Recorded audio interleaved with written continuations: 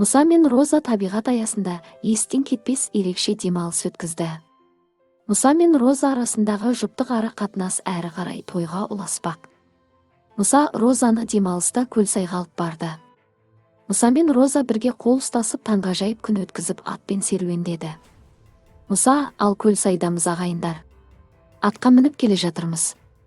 Роза өзі атқа міне алады екен. Бірақ Ділдә міне алмайды екен, деді Мұса әлеуметтік желідегі парақшасында. Еске салайық, аталған демалысқа Мұсамен бірге досы Мағжан және Розаның қытайлық кәсіпкер дос қызы Ділдә ерекше естен кетпес демалыс өткізді. Мағжанда Розаның кәсіпкер досына дереу ғашық болып қалған сияқты, бірге ерекше атпен серуендеді. Бақыттан басы айналып тұрған Мұса Розаға қарап: әдемі демалыс болып жатыр, иә. Керемет, ауа райы күшті болып тұр. Демалыс күндеріңіз сәтті өтсін табиғат аясында, деді. Қытайлық ару қызымыз Розада Мұсаның сөзін құптады.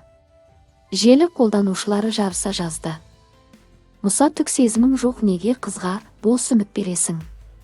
Осылайықта отырғандағы талғамың қайда кетті? Талай қыздардың еріне тиіскен едің. Шар сияқты сіртіп деп. Роза ернін сірткен. Күлме досқа келер басқа деп басыңа келді.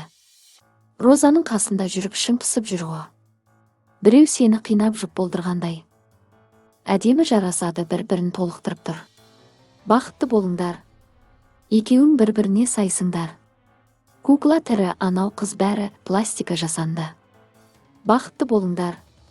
Нелерің бар, жарасып тұр. Ең бастысы бір-бірін түсініп сыйлап жақсы көрсе болды. Түк жараспай тұр, искра жоқ. Бәрі әдемі-ау, бірақ түбі не болатынын бір Алла біледі.